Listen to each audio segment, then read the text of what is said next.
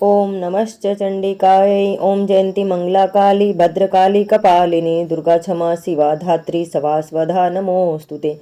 मैं सर्वेज्ञेश्वर भैरव के अंक में निवास करने वाली परमोत्कृष्ट पद्मावती देवी का चिंतन करता हूँ। वे नागराज के आसन पर बैठी हैं। नागों के फणों में सुशोभित होने वाली मणियों की विशाल माला से उनकी देहलता उद्भासित हो रही है। सूर्य के समान उनका तेज है। 3 नेत्र उनकी शोभा बढ़ा रहे हैं। वे हाथों में माला, कुंभ, कपाल और कमल लिए हुए हैं तथा उनके मस्तक में अर्धचंद्र मुकुट सुशोभित हैं। ऋषि कहते हैं, देवी का यह कथन सुन करके दूत को बड़ा अमर्ष हुआ। उसने दैत्यराज के पास जाकर के सब समाचार विस्तार पूर्वक कह सुनाया। दूत के उस वचन को सुनकर दैत्यराज कुपित हो उठा और दैत्य सेनापति धूम्रलोचन से बोला, धूम्रलोचन, तुम शीघ्र ही अपनी सेना लेकर साथ जाओ और उस दुष्टा के केस पकड़ करके घसीटते हुए उसे बलपूर्वक यहाँ लेकर आओ। उसकी रक्षा करने के लिए यदि कोई दूसरा खड़ा हो तो वह देवता, यक्ष और गंधर्व ही क्यों न हो, उसे अवश्य ही मार डालना। ऋषि कहते हैं कि शुंभ के इस प्रकार आज्ञा देने पर वह धूम्रलोचन दैत्य 60,000 असुरों की सेना को साथ लेकर के वहां से तुरंत चल दिया। वहां पहुंचकर उसने हिमालय पर रहने वाली देवी को देखा और ललकारा और कहा, अरे तू शुंभ निशुंभ के पास चल। यदि इस समय प्रसन्नता पूर्वक मेरे स्वामी के समीप नहीं चलेगी तो मैं बलपूर्वक झोंटा पकड़कर घसीटते हुए तुझे ले चलूंगा।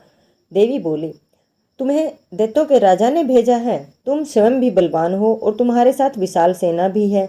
ऐसी दशा में यदि मुझे बलपूर्वक ले चलोगे तो मैं तुम्हारा क्या कर सकती हूँ।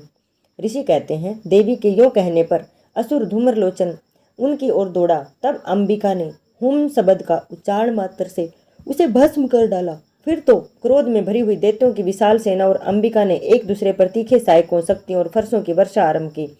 इतने में ही देवी का वाहन सिंह क्रोध में भरकर भयंकर गर्जना करके गर्दन की से बालों को हिलाता हुआ असुरों की सेना पर कूद पड़ा। उसके कुछ दैत्य गर्जना करते हुए शेर के पंजों से मारे गए। कितने ही अपने जबड़ों में महाबली शेर ने दबा करके कितने ही महादैत्यों को पटक पटक कर मार डाला। होंठ की दाढ़ों से कितनों को घायल करके मार डाला।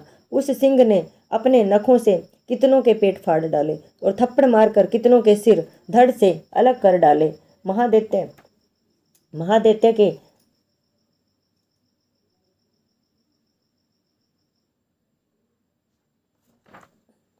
कितनों की भुजाएं और मस्तक काट डाले और अपनी गर्दन के बाल हिलाते हुए उसने दैत्यों के पेट फाड़ करके उनका रक्त चूस लिया। अत्यंत क्रोध में भरे हुए उस देवी के वाहन ने उस महाबली सिंह ने क्षण भर में ही असुरों की सारी सेना का संहार कर डाला।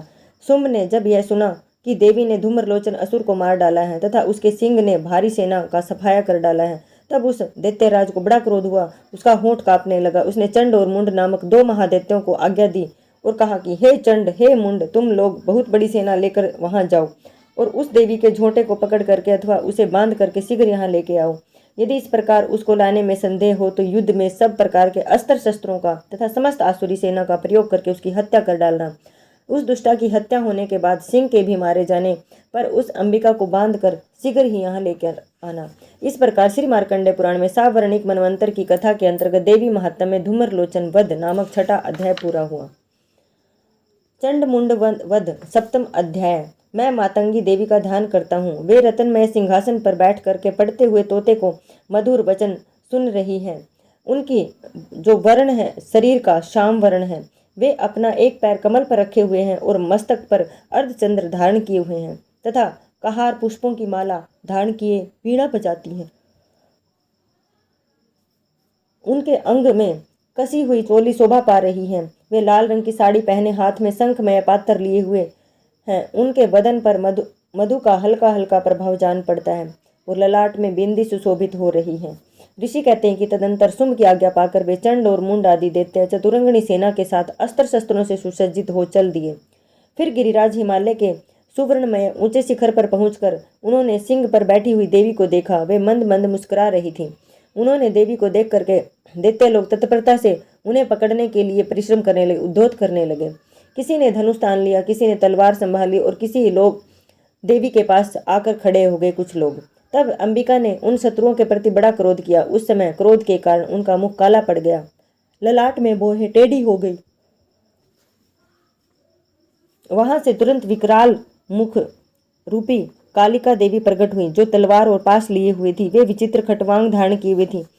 चीते की चर्म पहनकर साड़ी पहनी हुई थी। अपने नर और मुंडों की उन्होंने माला पहने हुई थी। उनका शरीर मांस की तरह सूखा हुआ था। मांस तो था ही नहीं उनके शरीर पर, केवल हड्डियों का ही ढांचा था, जिससे वे अत्यंत भयंकर जान पड़ती थी। उनका मुख बहुत विशाल था। जीभ लपलपाने के कारण वे और भी डरावनी प्रतीत होती थी। उनकी आंखें भीतर की ओर धसी हुई थी और कुछ लाल थी। वे अपनी भयंकर गर्जना से संपूर्ण दिशाओं को गुंजा रही थी। बड़े बड़े दैत्यों का वध करती हुई वे कालिका देवी बड़े वेग के साथ दैत्यों की सेना पर टूट पड़ी और उन सब को भक्षण करने लगी। वे पार्श्व वृक्षों को, अंकुशधारी महावतों, योद्धाओं और घंटा सहित कितने ही हाथियों को एक ही हाथ से पकड़ करके मुंह में डाल लेती। इसी प्रकार घोड़े, रथ, सारथी के साथ रथी सैनिकों को मुंह में डाल करके वे उन्हें बड़े भयानक रूप से चबा डालती थी। किसी के बाल पकड़ लेती, किसी को गला दबा देती, किसी को पैरों से कुचल डालती और किसी की छाती को धक्के से मारकर गिरा डालती। वे असुरों के छोड़े हुए बड़े बड़े अस्त्र शस्त्र मुंह से पकड़ लेती और रोष में भर करके उनको दांतों से पीस डालती। काली ने बलवान एवं दुरात्मना दैत्यों की वह सारी सेना रोंद डाली, खा डाली और कितनों को मार भगाया। कोई तलवार के घाट उतारे गए, कोई खटवांग से पीसे गए और कितने ही असुर दांतों के अग्रभाग से कुचले जाकर के जो है मृत्यु को प्राप्त हुए। इस प्रकार देवी ने असुरों की उस सारी सेना को क्षण भर में मार गिराया। यह देख चंड उन दैत्यों की जो धराशायी हो गए भयानक दशा को देख करके काली देवी की ओर दौड़ा तथा महादैत्य मुंड ने भी अत्यंत भयंकर बाणों की वर्षा की तथा हजारों बाण चलाए। चक्रों से उन भयानक नेत्रों वाली देवी को आच्छादित कर दिए। वे अनेकों चक्कर देवी के मुख में समाते हुए ऐसे जान पड़ते थे मानो सूर्य के बहुतेरे मंडल बादलों के उदर में प्रवेश कर रहे हों।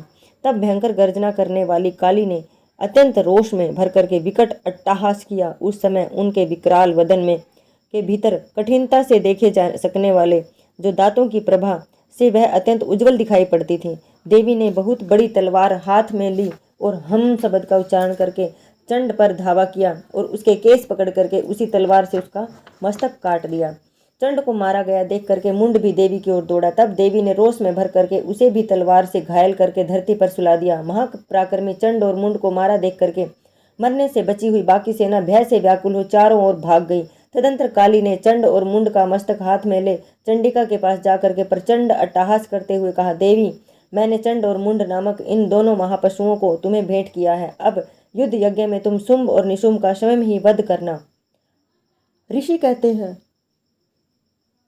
वहां लाए हुए चंड और मुंड नामक महादैत्यों को देख करके कल्याणमयी चंडी ने काली के से मधुर वाणी में कहा, देवी, हे देवी, तुम चंड और मुंड को लेकर मेरे पास आई हो, इसीलिए संसार में चामुंडा के नाम से तुम्हारी ख्याति होगी। इस प्रकार श्री मार्कंडेय पुराण में सावर्णिक मनवंतर की कथा के अंतर्गत देवी महात्म्य में चंड मुंड वध नामक 7वां अध्याय पूरा हुआ। पूजाम च न जानामि अक्षम्यतां परमेश्वरी मंत्रहीनं क्रियाहीनं भक्तिहीनं सुरेश्वरी यत् पूजितं मया देवी परिपूर्णं तदस्तु मे। आवा